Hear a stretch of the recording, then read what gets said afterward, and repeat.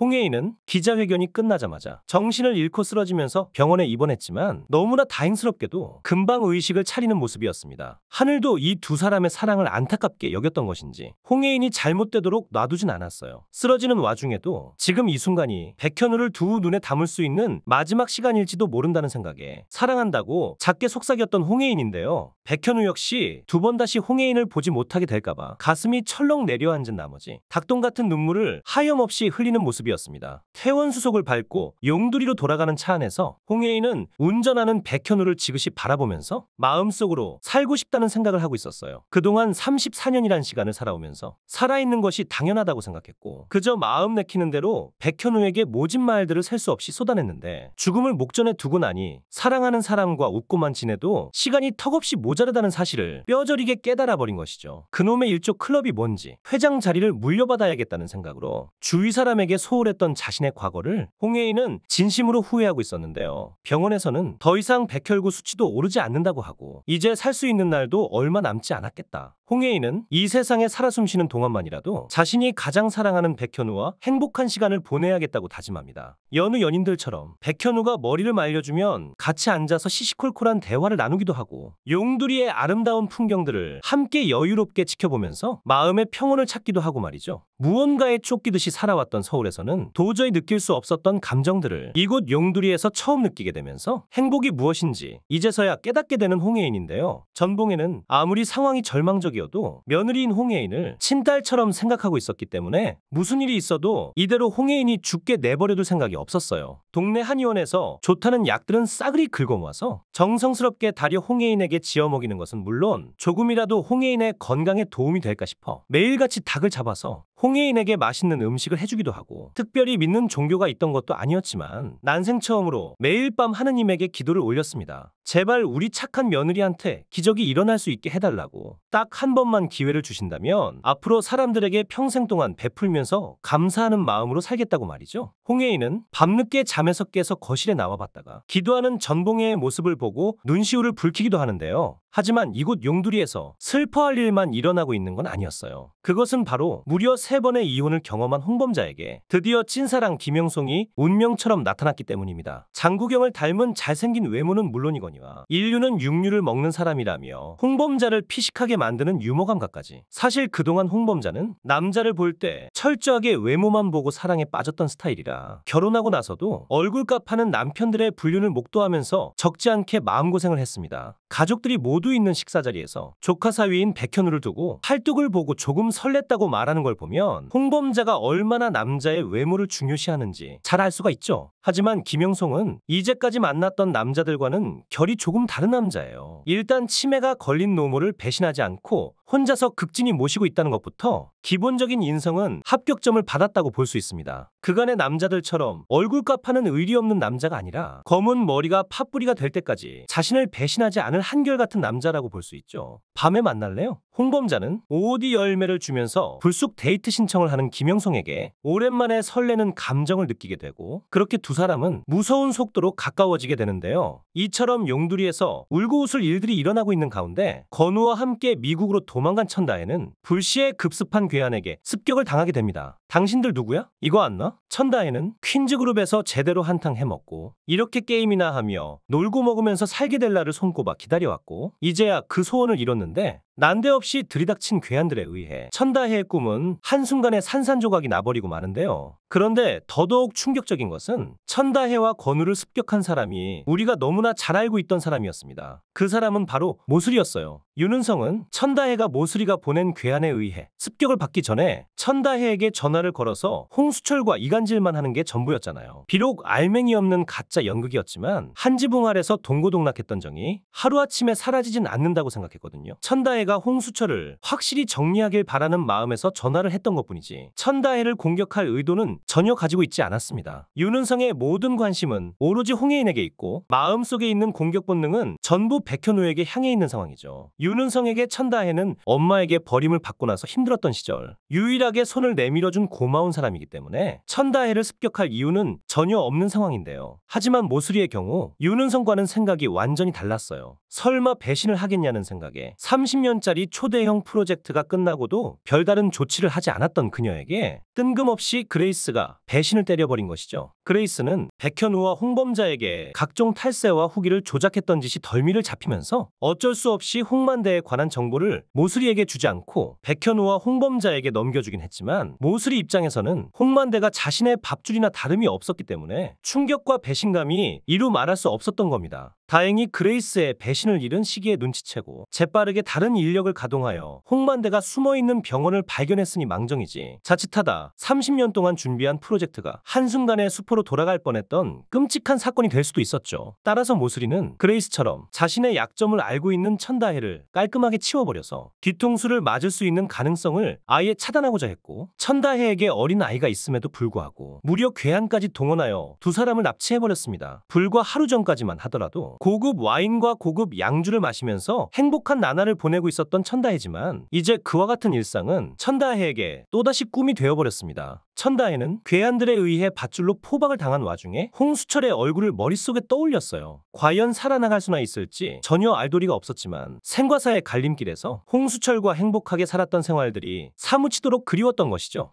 현실에서 이렇게 납치를 당한다면 외부로 연락할 수 있는 수단을 철저하게 차단시켰겠지만 드라마 내의 상황이라는 것을 생각해 봤을 때 아마 천다혜는 괴한들의 감시가 해이해진 틈을 타서 멀찌감치 놓여있는 자신의 핸드폰을 가까스로 손에 움켜쥐고 홍수철에게 SOS를 보낼 것으로 보입니다. 당연히 건우마마라는 아이디로 게임에 접속하여 나 좀 도와달라고 말하면서 홍수철에게 메시지를 보내겠죠. 홍수철은 혹시라도 천다혜에게 연락이 오진 않을까, 건우파파라는 아이디로 게임에 접속해서 하루가 멀다 하고 핸드폰 화면만 주구장창 바라보고 있었는데 갑자기 천다혜한테 도착한 메시지를 보면서 화들짝 놀라게 됩니다. 도와달라고? 안 돼, 다혜야. 그런데 천다혜가 미국 어디 있는 줄 알고 홍수철이 천다혜를 구하러 갈 수가 있겠어요. 한국에 있다면 경찰에 신고해서 수사라도 해볼 수나 있지. 남한과 북한의 땅을 모두 합친 것보다 45배나 큰 미국 땅덩어리에서 천다혜와 건우가 잡혀있는 곳을 찾기란 쉬운 것이 아닙니다. 미국 경찰에 협조를 요청한다고 해도 시간이 많이 걸릴 수밖에 없는 부분이죠. 결국 홍수철은 천다혜와 건우를 구하기 위해 한국 경찰을 경유하여 미국의 수사 협조를 요청하게 되고, 수사를 기다리는 동안 아내와 아들을 지켜줄 수 있는 강한 남자가 되기 위해 백현태를 사부로 모시고 본격적으로 복싱을 연마하게 됩니다. 금수저로 태어났던 덕분에 그동안 하고 싶은 것은 뭐든 할 수 있었고 먹고 싶은 것도 뭐든지 먹을 수 있었던 홍수철이지만 마음만 먹으면 뭐든 할 수 있다는 저 여유가 오히려 홍수철을 나약한 인간으로 만들어버렸어요. 하지만 가족을 지켜야 한다는 동기부여는 홍수철의 마음속 뜨거운 무언가를 자극했고 난생 처음으로 무언가에 몰두하는 자신의 새로운 모습을 발견하게 됩니다. 그렇게 열심히 훈련을 거듭하고 거듭한 끝에 홍수철의 복싱 실력은 괴한들과도 대등하게 싸울 수 있는 수준급 실력에 이르게 되죠. 백현태는 홍수철의 성장 과정을 옆에서 지켜보면서 보람을 느끼게 되고, 그렇게 두 사람은 둘도 없는 사이로 발전하게 되는데요. 같은 시각 홍혜인과 백현우는 지푸라기라도 잡는 심정으로 또다시 독일행 비행기에 오르게 됩니다. 백혈구 수치만 올라온다면 유의미한 치료를 기대해 볼 수 있는 상황이었지만 그동안 아무리 기다려봐도 백혈구 수치가 증가하지 않으면서 매번 좌절해야만 했던 두 사람. 하지만 마지막이라고 생각했던 독일행에서 두 사람에게 드디어 기적 같은 일이 발생해요. 그 이유는 바로 그동안 증가할 조짐이 없었던 홍혜인의 백혈구 수치가 기적적으로 증가하기 시작했기 때문입니다. 연구소장은 유례없는 과정을 직접 목격하면서 화들짝 놀란 나머지 한 손으로 입을 가리고 홍혜인을 뚫어지게 바라보는데요. 미시즈 홍, 기적입니다. 도대체 그동안 무슨 일이 있었던 거죠? 사실 일반적인 뇌종양도 아니고 홍혜인처럼 암이 안개처럼 넓게 퍼져 있는 경우 현실에서는 치료하기가 대단히 힘들다고 하는데요. 하지만 지금 이 순간 세상에서 일어나고 있는 모든 일들이 상식으로 설명할 수 있는 일들만 존재하는 건 아니잖아요. 박지은 작가는 치료가 불가능할 것만 같았던 홍혜인의 불치병이 기적적으로 완치되는 과정을 보여주면서 아무리 절망적이어도 희망을 잃지 말라는 메시지를 사람들에게 전달하고 싶었던 것 같아요. 용두리에서 전봉에는 홍혜인을 위해서 매일 싱싱한 닭을 잡아서 정성스러운 요리를 만들어 먹였던 것은 물론 김선아와 홍범준 그리고 홍수철을 비롯한 백현훈의 가족까지 매일매일 홍혜인에게 기적이 일어나길 바라면서 간절히 기도했고, 가장 결정적으로 백현우는 그동안 메말랐던 홍혜인의 감정을 사랑으로 어루만져주면서 태어나서 행복할 일이 없었던 그녀에게 더할 나위 없는 행복을 선사해 주었습니다. 사실 최근까지 이 드라마를 시청하면서도 백현우의 이름에 관하여 그저 당연하다고만 생각했지 단 한 번도 궁금증을 가지지 않았었는데요. 그런데 백현우라는 이름이 미묘하게 백혈구라는 단어와 비슷하더라고요. 홍혜인에게 백혈구 수치는 곧 생존과 직결되는 문제이기 때문에 백혈구를 상징하는 백현우가 홍혜인에게 기적을 가져다 주면서 홍혜인이 무조건 살게 될 것이라는 확신이 들었습니다. 따라서 많은 사람들을 울고 웃게 만들었던 눈물의 여왕의 엔딩은 홍혜인이 기적적으로 살아나는 해피엔딩일 것이고, 두 사람이 유산이라는 아픔을 겪었던 것을 생각해보면 새로운 생명이 잉태되면서 홍혜인이 임신하는 장면을 마지막으로 대미를 장식할 것으로 보이네요. 구독과 좋아요는 제가 영상을 제작하는데 큰 힘이 됩니다.